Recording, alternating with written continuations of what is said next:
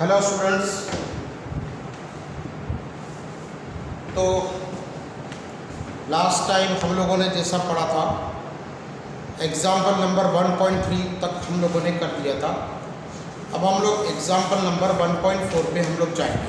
Chapter number 1 का standard 12 chapter number 1 का example number 1.4 Coulomb's law for electrostatic force between two point charges and Newton's law for gravitational force between two stationary point masses. Both are inverse square dependence on the distance between the charges and masses respectively.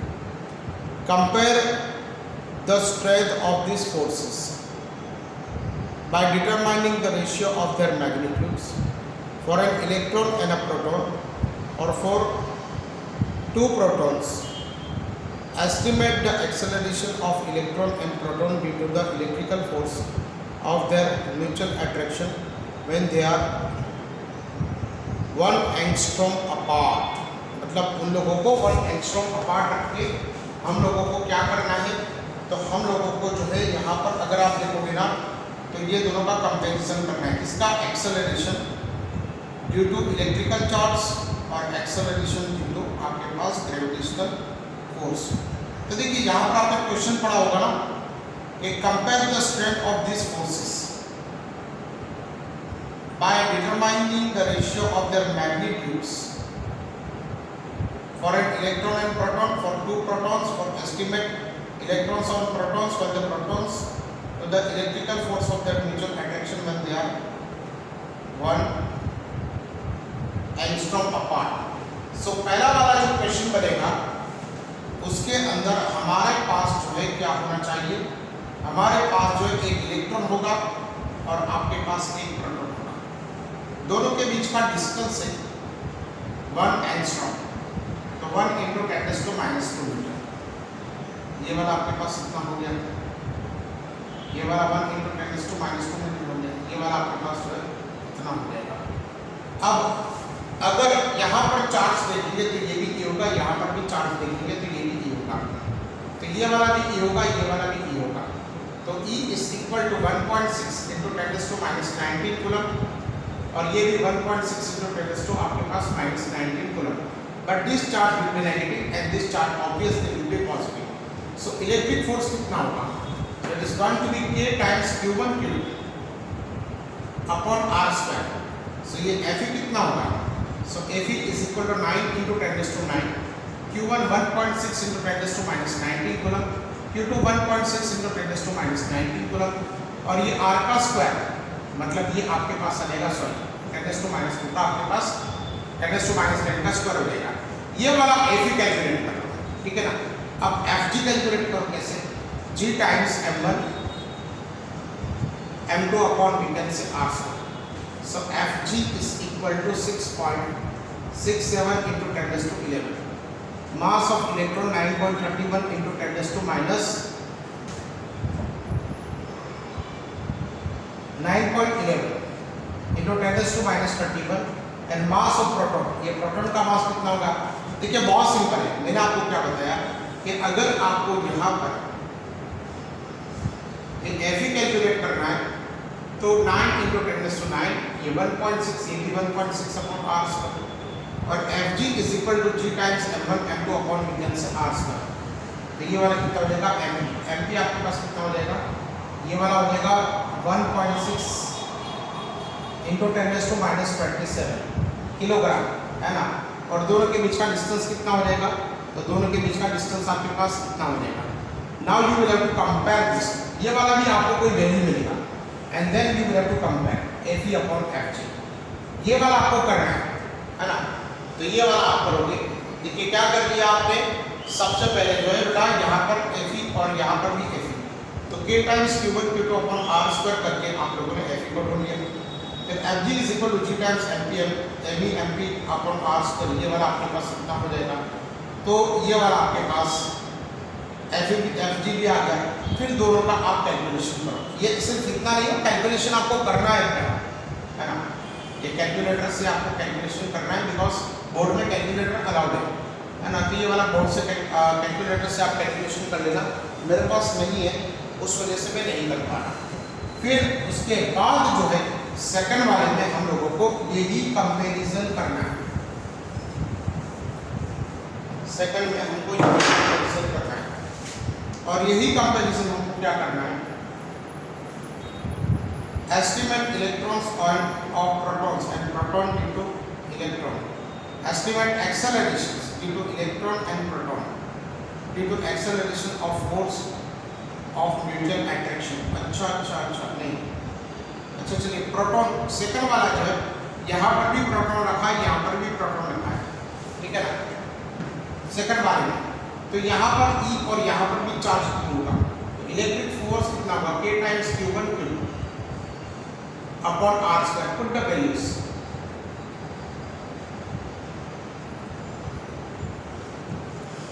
Oh my God 1.67 into 10⁻⁻10 है ना, और यहाँ पर 1 into 10⁻10 का square, ये वाला आपके पास एक हो गया। फिर Fg is equal to G times MPAB upon R square, ये वाला 6.67 into 10⁻11, ये 1.67 into 10⁻27 और ये भी 1.67 into 10⁻27 into 1 into 10⁻10 का आपके पास सॉरी -10 का आपके पास स्क्वायर।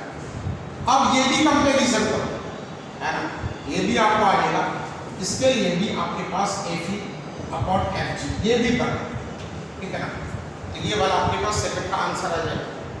क्या कर दिया मैंने यहाँ पर, पहले देखिए चार्ज कितना था 1.67 into 10⁻27, मास ऑफ प्रोटॉन कितना है 1.67 into 10⁻27। ये गड़बड़ मत करना हो बेटा, यहाँ पर हम लोग ने ये चार्ज रखा है क्योंकि इलेक्ट्रिकल फोर्स ढूंढना है, और यहाँ पर हम लोग ये मास रखेंगे है ना, ये वाला आपके पास मास बनेगा।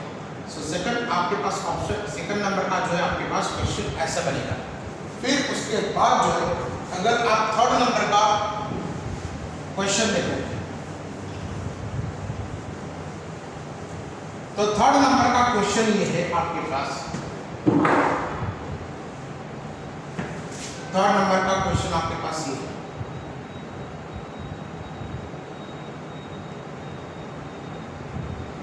estimate the acceleration of electron and proton due to electrical force है ना, and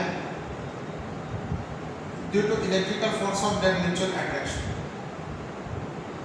बहुत सिंपल है, आपने पहले क्या लिखा था, यहाँ पर इलेक्ट्रॉन लिखा था और यहाँ पर प्रोटॉन लिखा था, तो ये दोनों के बीच का कुछ फोर्स गिना था, मालूम पहले नहीं गिना था ना अभी आपने, Fe is equal to K times E upon R square, ये वाला आपने गिना था। तो यहाँ पर आपको Fe जो है ना ये वाला कुछ मिल जाएगा।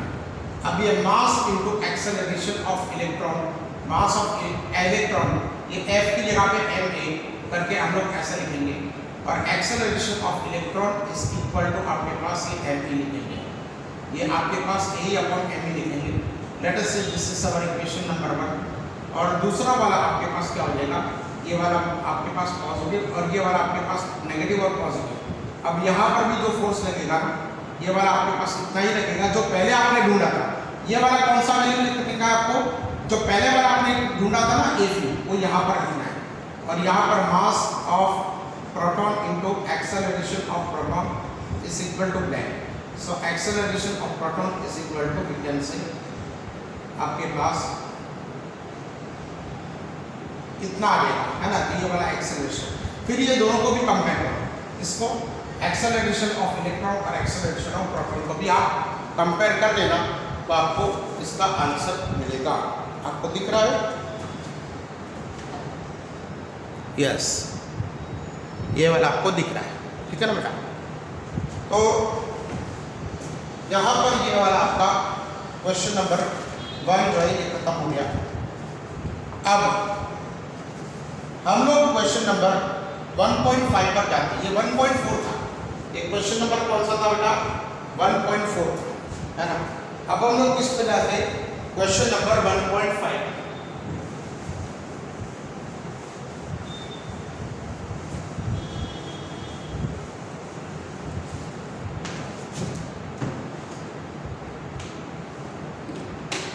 Question number 1.5,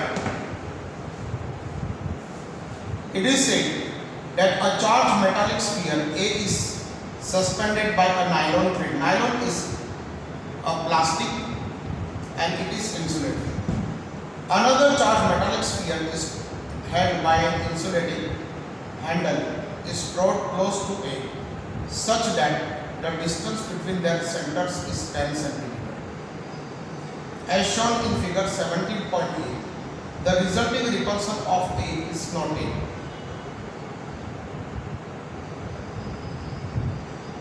The sphere A and B are touched by uncharged sphere C and D respectively as not shown in figure.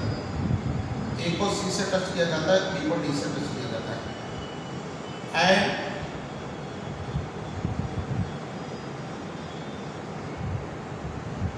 C and D are removed and B is brought closer to A to a distance of 5 cm between the centers.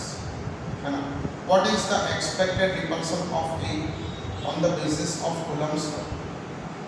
Spheres A and C are spheres B and D are have identical size. Ignore the size of A and B in comparison to the separation of their centers. देखिए क्या है, यहाँ पर आपके पास एक charge sphere A है और यहाँ पर आपके पास दूसरा चार्ज स्फीयर आपके पास B है ना।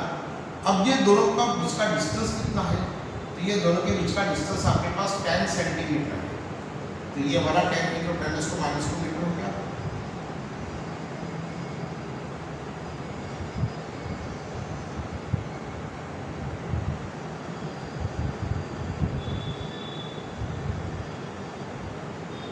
चलिए, अब सपोज यहाँ पर चार्ज Q1 है और यहाँ पर चार्ज वी से Q2 है, क्योंकि हमको सेम नहीं दिया है, मे भी सेम, ये दोनों पे चार्ज सेम भी हो सकता है, नहीं भी हो सकता है। तो यहाँ पर जो फोर्स लगेगा ना, F1 = K × Q1 Q2 upon R²। सो F1 = K × Q1 Q2 और ये वाला हो जाएगा 1 × 10⁻⁻1 का स्क्वायर। सो F1 = K × Q1 Q2 upon 10⁻²। ये वाला आपके पास कितना न्यूटन आ गया, F1।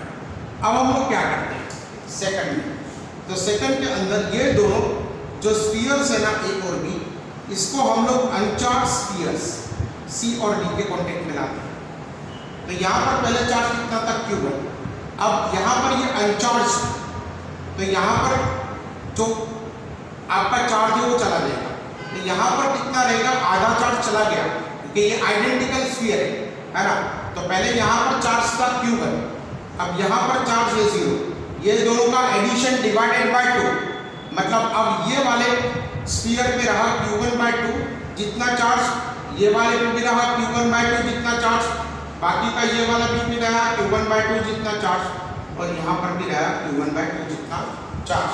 तो अब आपके पास क्या हो गया, ये वाला A और यहाँ पर ये वाला B, मतलब ये वाला आपके पास Q1/2 और ये वाला भी आपके पास Q1/2, दोनों के बीच का डिस्टेंस अब हम लोग आधा करते हैं, कितना करते हैं 5 × 10⁻²।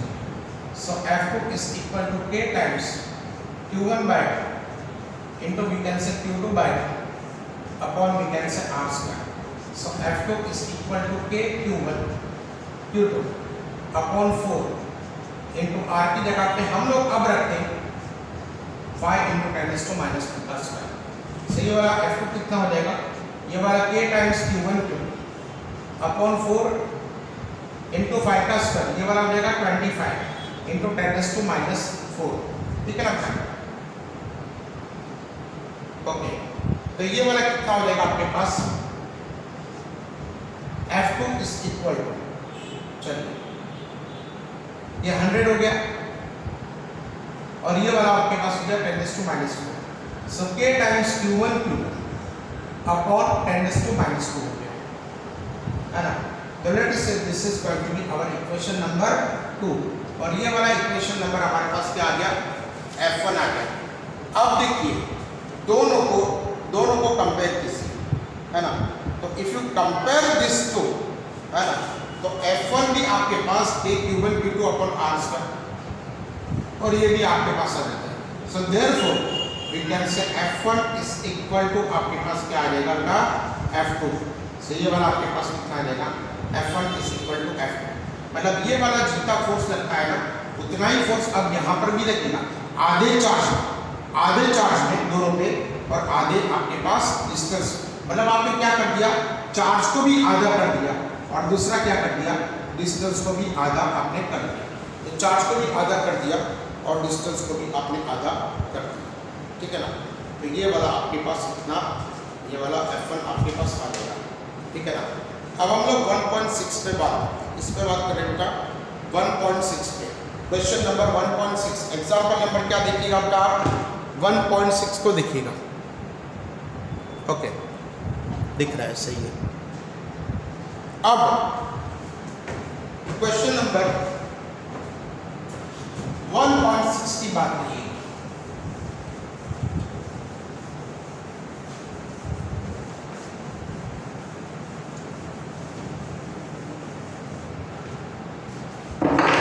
अब ये 1.6 की अगर आप बात करिएगा तो consider charges Q1, Q2 and Q3 equal to Q at the vertices of an equilateral triangle N. What is the force on the charge Q placed at the centroid of the triangle as shown in figure 1.9? तो यहाँ पर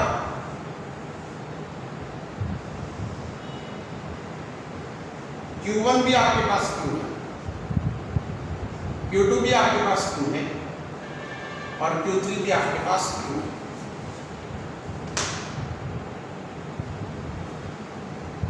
यहां पर आपके पास Q जितना charge है। अब उन्होंने क्या बताया, देखिए, consider 3 vertices of charges Q1, Q2 and Q3 each equal to Q at the vertices of an equilateral triangle of side N। मतलब ये वाली साइड आपके पास N है। What is the force on charge Q placed at the centroid of a triangle as shown in the figure?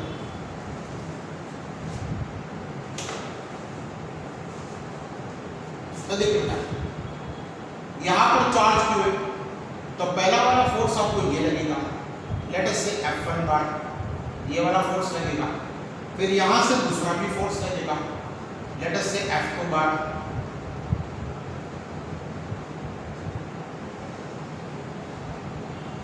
और यहां से तीसरा भी फोर्स लगेगा, लेट अस से F3 बार, ठीक है ना। ये 3 फोर्सेस लगेंगे। अब हमको क्या कैलकुलेट करना है, तो यहां पर भी चार्ज Q, यहां पर भी चार्ज Q, ये वाला हमारे पास F1 बार हो जाएगा। क्या हो जाएगा, F1 बार। लेट अस से ये वाला डिस्टेंस आपके पास x है ना, ये वाला डिस्टेंस x है, ये वाला भी डिस्टेंस आपके पास x है, ये वाला भी डिस्टेंस आपके पास x है। x नहीं गिनना, हम r गिनेंगे। चलिए, ये वाला भी डिस्टेंस r, कि r से आप फेमिलियर हो चुके हो, ठीक है। ये वाला एंगल जो कितना हो जाएगा, 60, तो ये वाला एंगल कितना हो जाएगा, 30 है ना। तो यहां पर अगर आप एक्स एक्सिस ड्रॉ करते हैं और यहां पर ये वाई एक्सिस ड्रॉ करते हैं, तो वाई माइनस, तो यहां पर आपके पास F1 बार जो होगा, ये वाला कितना हो जाएगा, F1 bar is equal to k times QQ upon r square. ये वाला हो जाएगा QQ अपॉन r स्क्वायर। अच्छा, इसकी डायरेक्शन कौन सी है, तो लेट अस से JK, तो ये वाला आपके पास JK हो जाएगा। सो F1 बार ये वाला आपके पास फोर्स किस डायरेक्शन में जा रहा है, डाउनवर्ड डायरेक्शन में जा रहा है, तो उसका फोर्स कितना होगा, F1 bar is equal to KQ, ये दोनों का मल्टीप्लिकेशन अपॉन r स्क्वायर, ये दोनों के बीच का डिस्टेंस इनटू के कैंसिल JK। अब ये F2 बार कितना होगा, तो F2 बार अगर आप देखोगे तो ये वाला हो जाएगा k times Q upon r square, ठीक है ना। अब k times QQ upon r square मैं आपको बता दूं, यहां पर देखिए, ये यहां पर मैं बता दूं, तो ये वाला एंगल अगर आपके पास 30 है ना, तो ये वाला एंगल भी 30 बनेगा। मतलब एक कंपोनेंट आपको बनेगा cos 30 वाला और दूसरा कंपोनेंट आपको बनेगा sin 30 वाला। समझ में आया बेटा, ये एफ बार आपको कौन से डायरेक्शन में जा रहा है, ये डायरेक्शन। तो एक कॉस कंपोनेंट मिलेगा, दूसरा साइन कंपोनेंट मिलेगा। So can I right like this, that is cos 30 into I cube, पहला वाला ये, दूसरा वाला ये, plus k cube upon r square into sin 30 into we can say तो ये वाला कितना हो जाएगा, और सॉरी नो, ये वाला माइनस जी, लेट अस से ये वाला आपके पास हो जाएगा minus g, because it is in a downward direction. So f1 bar is equal to minus t cube upon r square into jk, पे माइनस साइन आएगा because it is moving in a downward direction. अब यहाँ तो direction की कोई गलती नहीं, तो ये वाला हो जाएगा k cube upon r square into √3/2 into I cube, और ये वाला हो जाएगा k cube upon r square into 1/2 into v cancel. So ये वाला f2 बार आपके पास क्या हो जाएगा, so f2 bar is equal to k cube upon r square into √3/2 into I cube plus 1/2 k cube upon r square into v cancel. ये वाला आपके पास कितना हो जाएगा, फिर ये डायरेक्शन में आप लिखें, तो now we can say f3 bar is equal to, अगर ये डायरेक्शन पे आप देखोगे तो ये वाले डायरेक्शन में अगर आप देखोगे तो ये वाला 30, ये वाला cos कंपोनेंट मिलेगा लेकिन माइनस साइन के साथ में, ये वाला आपके पास साइन कंपोनेंट मिलेगा लेकिन पॉजिटिव साइन के साथ में। तो f3 bar is equal to k cube upon r square, और ये वाला आपके पास हो जाएगा cos 30 इंटू माइनस I के plus k cube upon r square, और ये वाला मिलेगा sin 30 into we can say g, जो jk कंपोनेंट है ना वो पॉजिटिव, और ये वाला because it is moving in this direction that is why minus I के will be there. So f3 bar is equal to आपके पास आ जाएगा k cube upon r square, और ये वाला हो जाएगा √3/2, और ये वाला आपके पास हो जाएगा माइनस I के, और ये वाला k cube upon r square into 1/2 into we can say g। ये वाला f3 बार क्या हो जाएगा, ये वाला हो जाएगा √3/2 into k cube upon r square minus sign के साथ में, और plus 1/2 k cube upon r square into we can say g। ये वाला आपके पास f3 बार हो जाएगा, ठीक है। अब ये तीनों के अगर हम लोग वेक्टर एडिशन कर देंगे तो हमको ये देखिए f1 बार ये डायरेक्शन में, f2 बार ये डायरेक्शन, f2 बार ये डायरेक्शन में, f3 बार ये डायरेक्शन। तो अगर तीन भी अगर हम लोग कंपोनेंट लेंगे तो f bar is equal to f1 bar plus f2 bar plus we can say f3 बार। तो f बार क्या हो गया, तो f1 bar minus k cube upon r square into jk, फिर f2 बार क्या हो गया, तो f2 bar √3/2 k cube upon r square into I के प्लस ये वाला हो जाएगा 1/2 k cube upon r square into jk, ठीक है। फिर ये वाला कितना हो जाएगा -3/2 into k cube upon r square into I के plus 1/2 k cube upon r square into j। अब देखिए ये दोनों कैंसिल हो गए, बना ये दोनों कैंसिल, I के बनेगा, ये पूरा j पे और ये दोनों मिला के पूरा j बनेगा, ये j और ये j, मतलब f बार आपके पास क्या हो जाएगा, मतलब net force at the centroid or at the central point by all the charges will be equal to we can say 0। क्या मतलब हुआ, मैं आपको एक दूसरा भी रूल बता दूं, अगर आपके पास कोई सिमेट्रिकल फिगर हो ना, सिमेट्रिकल फिगर के अंदर अगर आपके पास ये सर्कल आ गया या फिर आपके पास स्क्वायर आ गया या फिर जो है आपके पास ये वाला रेक्टेंगल आ गया, तो ये सारे के सारे जो है आपके पास कितने हो जाएंगे, ये वाले आपके पास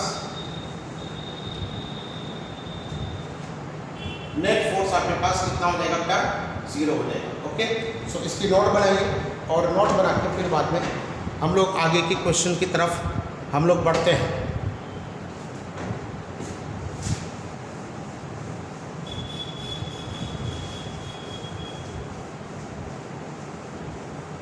अगर किसी को डाउट है बेटा तो मुझे पूछेगा, मैसेज कीजिए। मेरा फोन नंबर आपके पास है, आप मुझे मैसेज कीजिएगा तो मैं आपके सारे के सारे डाउट्स जो है सॉल्व करा दूंगा। फिर अगर आप लिखोगे एग्जाम्पल नंबर 1.7, क्या आपने देखा था?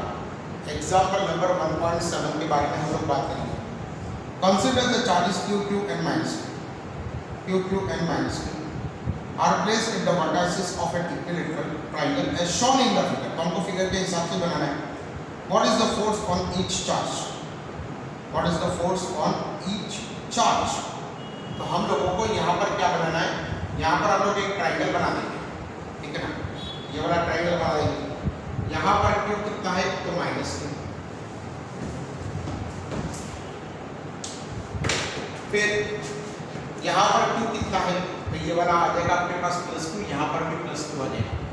अब इस पर, ये वाले इस पर एक तो ये फोर्स एट्रैक्टिव लगाएगा ना, और ये वाला उसको रिपल्सिव फोर्स लगाएगा, बिकॉज ये पॉजिटिव पॉजिटिव है तो रिपल्सिव फोर्स लगेगा, ये वाला एट्रैक्टिव फोर्स लगेगा।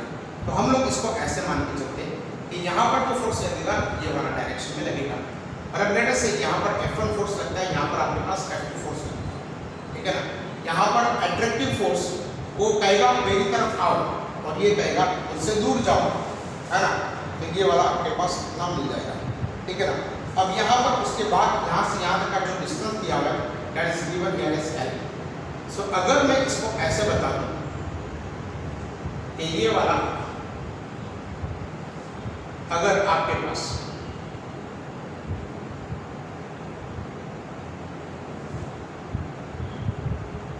ये वाला F2 है और ये वाला आपके पास F1 है ना? तो F1 is equal to K, हम लोग डायरेक्शन मैग्नीट्यूड की बात करें तो K Q Q upon R square, K Q Q upon L square. Let me write here as L because this distance is given here as L। और इसकी direction कौन सी होगी? आपको दिया भी होगा A, B और C। तो ये वाला A, B और आप C लिखोगे तो ये वाला हो जाएगा direction from A to C, direction from we can say A to C। ये वाला आपके पास कितना आ जाएगा, ठीक है ना? ये वाला आपके पास डायरेक्शन A टू C आ जाएगा। चलिए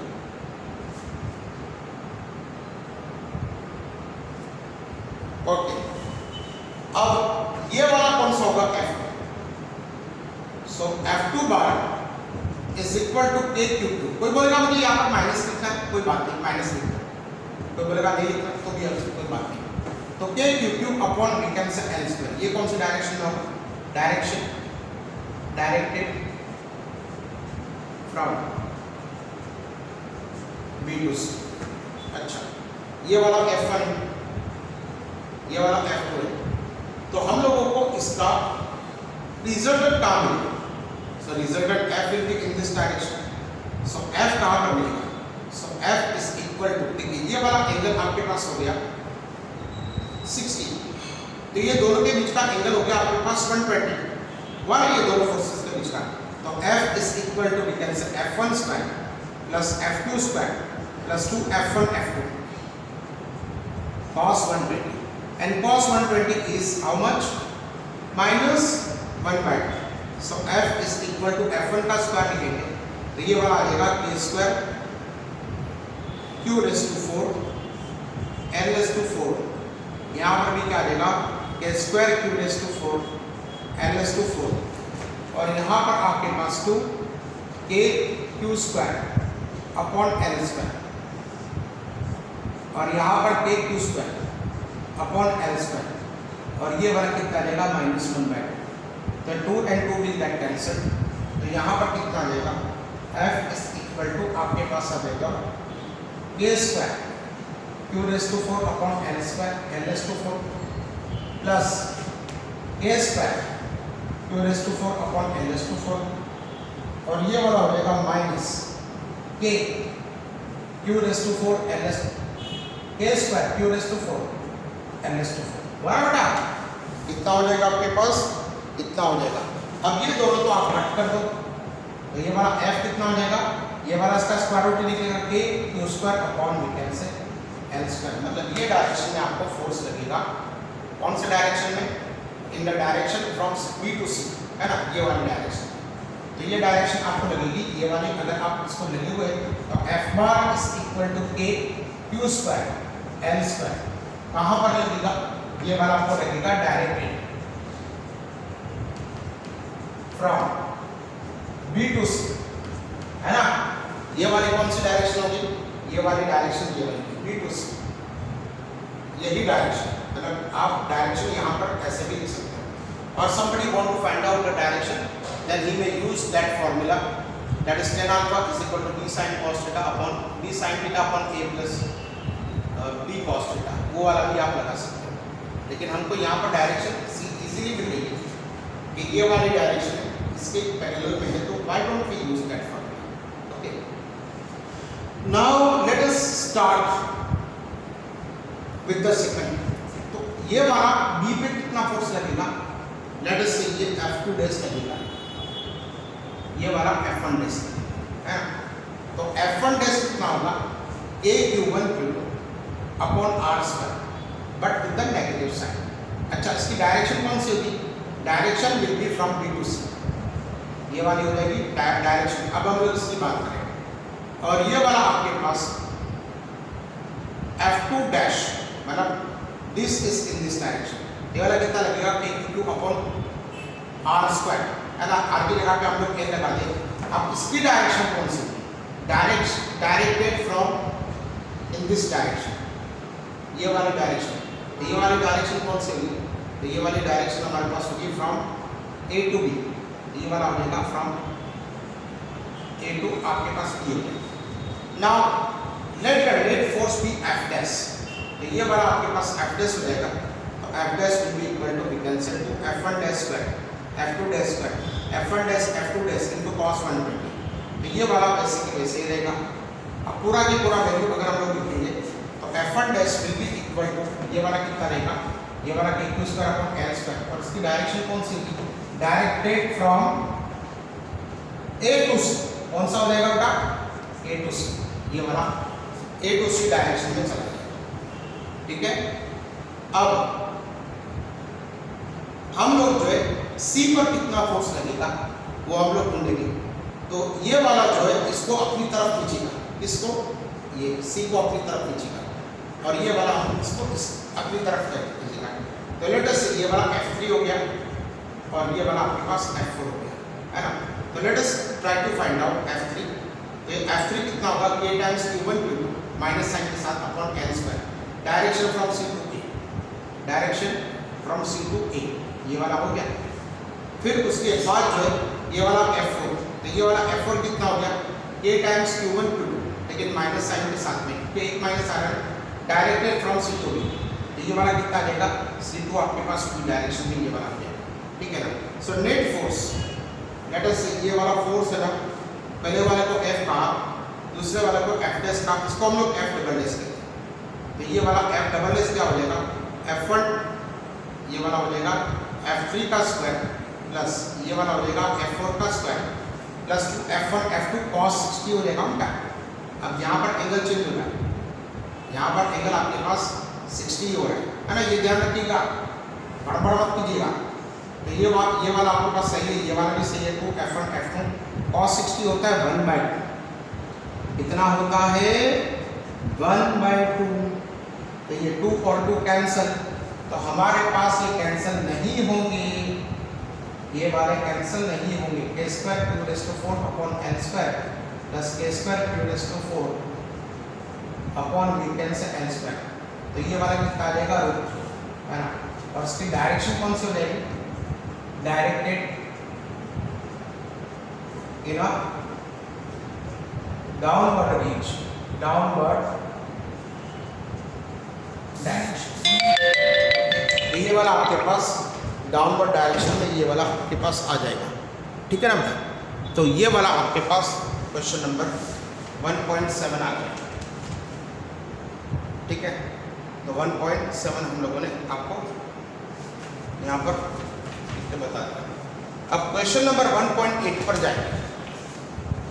अगर क्वेश्चन नंबर 1.8 पर जाते हैं फॉर एग्जाम्पल, इसको नोट बनाइएगा और वीडियो को पोस्ट करिए।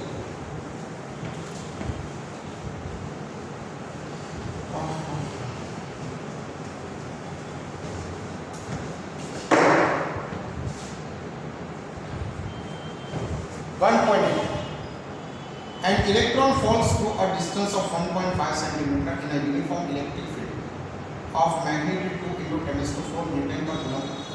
The direction of the field is reversed, keeping its magnitude unchanged, and a proton falls through the same distance. Compute the time of fall in each case. Contrast situation with that of the free fall of the gravity. तो देखिए यहाँ पर आपके पास ये वाला negative charge वाला plate है, यहाँ पर ये पॉजिटिव चार्ज वाला प्लेट है ना बेटा, एक नेगेटिव चार्ज वाला है, यहाँ पर ये पॉजिटिव चार्ज वाला है। यहाँ से इलेक्ट्रॉन को आप रिलीज करते हो and you are allowing this electron to move in the direction towards the positively charge plate, and this electron travels the distance of 1.5 centimetre as it is written. The direction of the field is reversed, keeping its magnitude unchanged, and proton falls through the same distance. Compute the time of fall in each case. So let us try to find out. अब यहाँ से यहाँ पर जो पड़ेगा ना, तो ये वाला फोर्स कितना लगेगा? Q into E, है ना? तो इलेक्ट्रॉन पे फोर्स तो बेसिक फंडामेंटल फोर्स होता है, ये वाला E into E. E is given. E का जो वैल्यू है ना, वो given है इतना है 2 into 10 to 4 न्यूटन पर कूलम. ये वाला आपके पास रहेगा. So the mass into acceleration is equal to E into E. So me into E. तो यहाँ से आपको AE मिलेगा, ये वाला मिलेगा AE अपॉन मीटर से me. तो ये वाला एक्सेलरेशन हमारे पास इसको इतना मिल जाएगा. अब एक्सेलरेशन आपने ढूंढ लिया. देखिए E का वैल्यू तो आपको पता है बेटा, E का वैल्यू कितना होगा? 1.6 into 10 to -19 कूलम. और E is given. Mass of electron is also known to us. Mass of electron is 9.11 into 10 to -13 kilogram. Put the values and find out the acceleration. Now we can say D is equal to ut plus 1 by 2 at square. Put the value 1.5 into 10 to -12.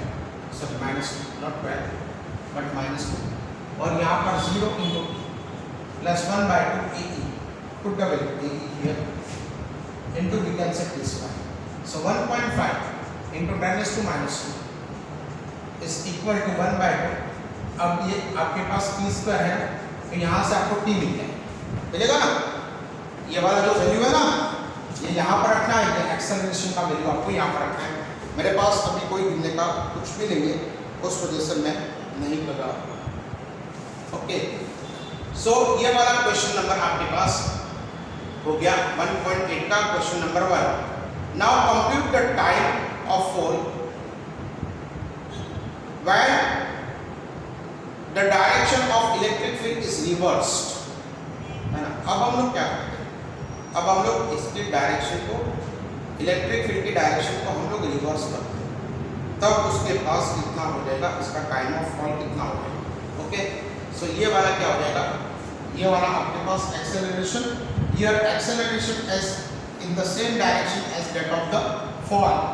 So ये acceleration भी उसी direction में. अगर हम इसको reverse करने जाते हैं,